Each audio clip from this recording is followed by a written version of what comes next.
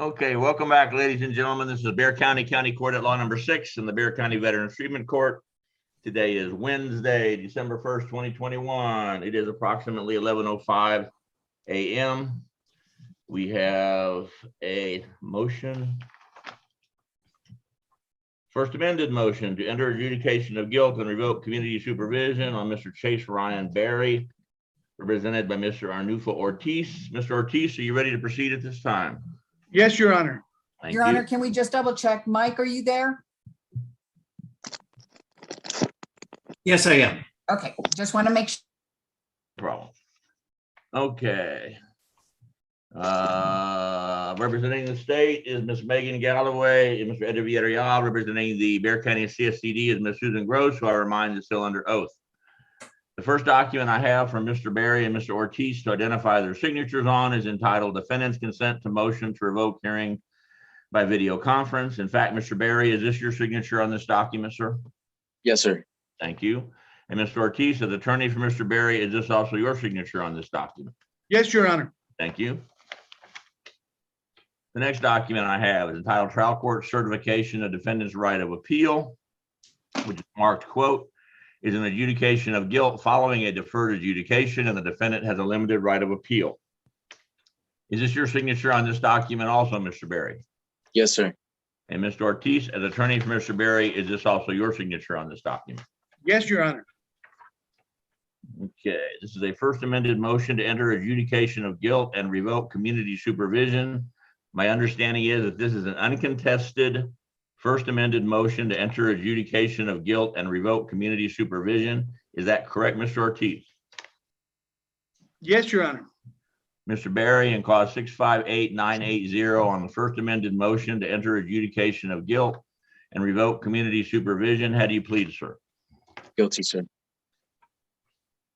I guess that would be true, Mr. Ortiz. Is that accurate?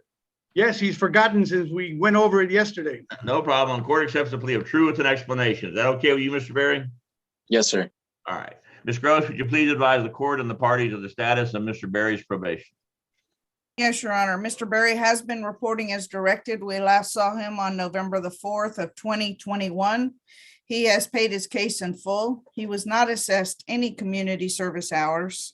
He has completed a firearm safety course, and he has had 4 positive drug tests for marijuana, 1 negative drug test, and 3 diluted drug tests. He has no prior criminal history. This is his first violation report, first motion to revoke, and his officer is recommending that he be placed at SATA for a minimum of 120 days. And Ms. Gross, what is the current wait time for a defendant to go to SATA so that we all know? I cannot give you a definitive answer, Your Honor, but at last check, it was probably close to 90 days plus or minus. So if someone volunteered to go to the substance abuse treatment facility for inpatient rehabilitation for 120 days, which is the minimum amount of time, basically your understanding is they'd have to sit in jail for probably at least 60 days and maybe 90 days before they got into the SATA facility. Does that sound right? That is correct. And if the honorable court wishes to go through with SATA, he would need an extension of probation. Okay, I got it. And then what options are available so that all parties are aware of intensive outpatient? There is an intensive outpatient program through the CATS program, and I believe it is 16 weeks. And it's running around $495, I think. Okay. Okay. Mr. Ortiz, what are you requesting? Your Honor, this fellow is a delivery driver. As you heard, he has no criminal history. What he's got is ADHD and serious impulse controls. I think that he thinks he's smarter than everybody else on the screen, that he could continue to smoke and get away with it. He's had a come to Jesus moment. He now understands he can't get away with anything, that's not going to work. This is big boy court here, and he's got a lot at stake. He and his wife, who is just after foster care, are being counseled by a former DEA agent who came to my office with him yesterday to advise that she's working with him and that she is straightening him out. I'd ask the court to give him an opportunity to make another mistake. See if he's learned his lesson. I would ask the court to give him the outpatient, to give him that opportunity, given that he's got a tender age, no criminal history. I say we take a chance on him, Your Honor. I think he can straighten out. He means well. He's just not very mature. And Judge, if I may correct myself, I ahead. pulled the document on the classes. Intensive outpatient MRT is 48 hours for 12 weeks, and the cost is $695. Thank you.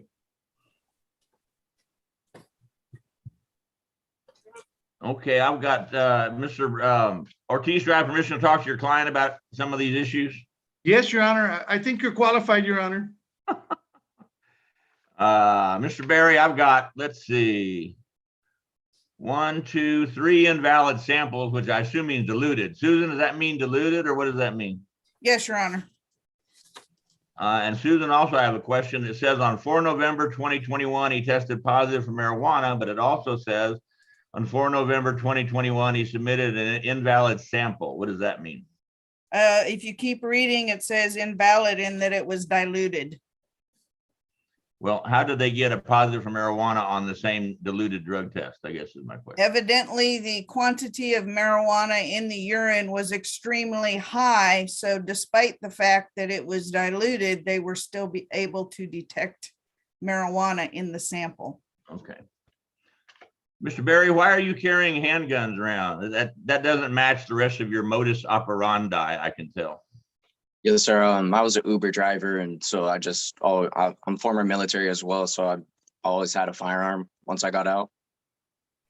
And probably Uber didn't know about that, or they wouldn't want you to have done that probably. Does that sound right? Yes, sir. And then what did you do in the military, sir? I was originally security forces, and then I got injured and put in aviation supply. When you say you got injured, did you get wounded or did you get injured, like fall off a bar stool or something? I went through 7 months of physical rehab for surgery. Did you go to the war? No, sir. How were you injured? I'm still inquiring. Double about. inguinal hernia. Ah, okay.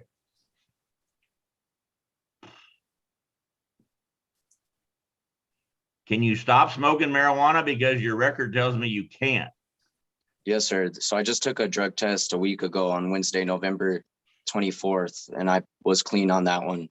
And then now I'm set up on weekly drug tests, and I'll be clean from now on. And Ms. Gross, was that a drug test through our department or from somewhere else? I'm checking, Your Honor. That would be a positive improvement of our situation. Yes, sir. It was through Fabian Ortiz. So that would have been pre-trial, Your Honor. The last drug test that we show on file was November the 4th, and it was positive for marijuana. Let me see if I can get you a level.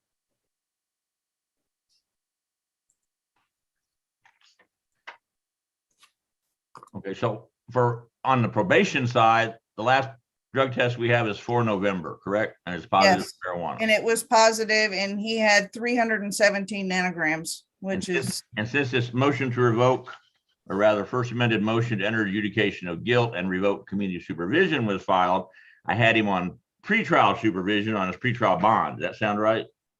yes. And I haven't gotten any violation reports on him, so I guess that's a good sign.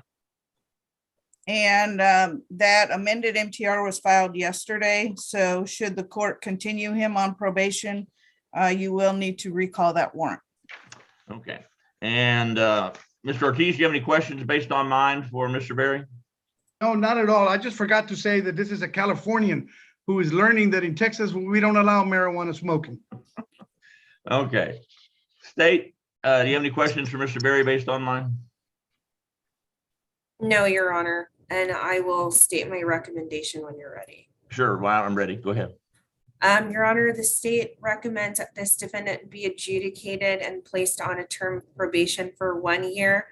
Alter and amend his conditions to include CAT's intensive outpatient program, be placed on weekly UAs, and show substantial compliance within 10 days, Your Honor. Thank you. All right, everybody sit tight. I gotta do a little writing here.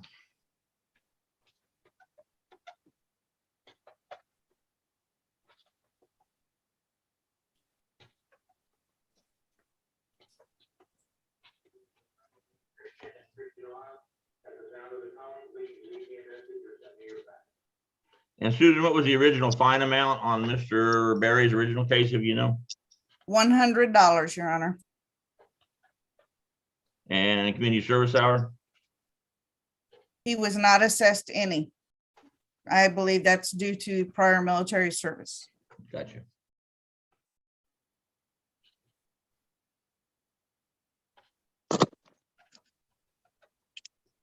Hey, Mr. Berry, who'd you take a firearm safety course from? Do you remember?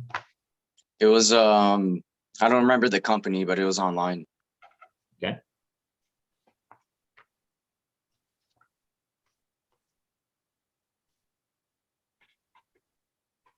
And Susan, the CATS course is Community Alliance for Traffic Safety Intensive Outpatient course. Is that what it's called?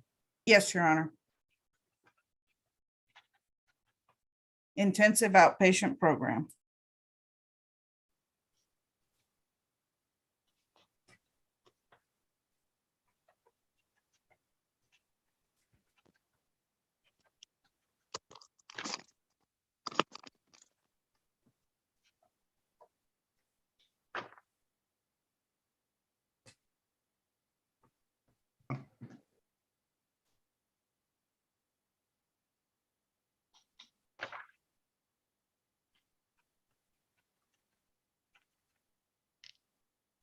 Mr. Berry, do I currently have you on like full house arrest, GPS, something like that?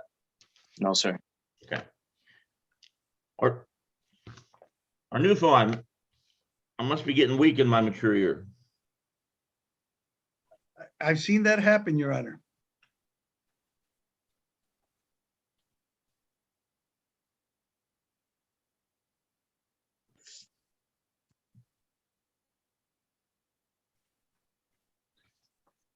Okay, Mr. Berry, in cause 658-980, the court accepts your plea of true.